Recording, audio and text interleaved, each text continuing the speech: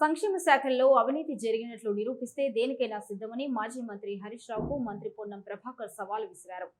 సిద్దిపేట జిల్లా హుస్నాబాద్ శుభం గార్డెన్స్ లో ఏర్పాటు చేసిన మీడియా సమావేశంలో మంత్రి మాట్లాడారు.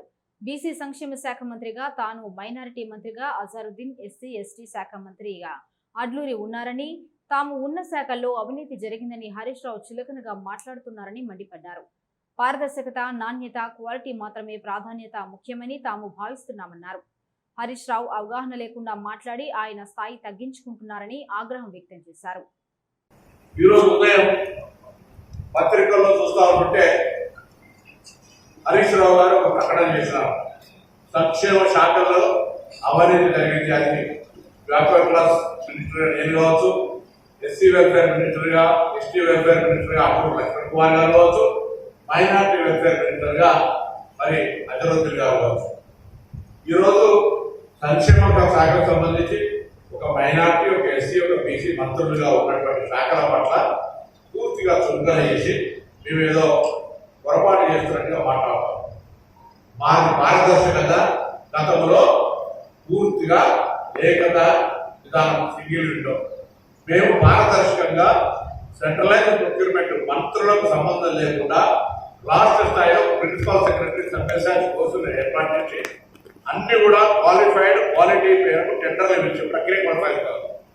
ఎక్కడ కూడా ఎవరికి మంత్రులకు కానీ ఈ ప్రక్రియలో మిగతా క్షేత్రస్థాయి అధికారులకు ఎవరికి సంబంధం లేదు. శుభ్రంగా వీటికి సంబంధించి ఓపెన్ మార్కెట్ లో క్వాలిటీ ఫస్ట్ ప్రయారిటీ, పారదర్శకత అనేటువంటి మొదటి సూత్రంగా, నాణ్యత అనేటువంటి సూత్రంగా మేము ఈరోజు ఈ కార్యక్రమం కొనసాగిస్తుంటే అనవసర ఆరోపణలు చేస్తూ వారి స్థాయిని తగ్గించుకునే ప్రయత్నం చేస్తూ ఉన్నాం. గత ప్రభుత్వంలో జరిగినటువంటి విధంగానే అవినీతి జరుగుతుందనేటువంటి అవగాహనతో మాట్లాడుతున్నట్టుగా ఉన్నాడు. మేము ముగ్గురు మంత్రులు అనుకున్నాం. లక్ష్మణ్ కుమార్ గారు ఎస్సీ ఎస్టీ శాఖకు సంబంధించి, అజరుద్దీన్ గారు మైనార్టీ శాఖకు సంబంధించి, నేను బీసీ శాఖకు సంబంధించి నేను గౌరవ మాజీ మంత్రి హరీష్ రావు గారు సవాల్ చేస్తా ఉన్నాం. మీరు మాట్లాడిన ప్రకారంగా ఈ సంక్షేమ శాఖల్లో అవినీతి గుర్తిస్తే మేము దేనికైనా సిద్ధము.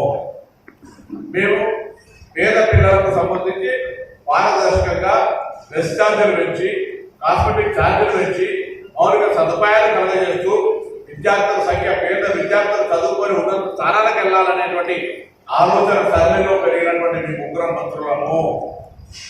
మేము ఆ ఆలోచన కొద్ది వాళ్ళకు సంక్షేమం కొరకు తప్ప, ఎక్కడ పారదర్శక కొరకు తప్ప, ఎఫెక్టివ్నెస్ ఉండడం కొరకు తప్ప ఎక్కడ సెకండ్ ఆలోచన చేసేటువంటి పరిస్థితి కానీ మా ప్రభుత్వం కానీ ఎవరు కూడా చేస్తలేమనే మాటలు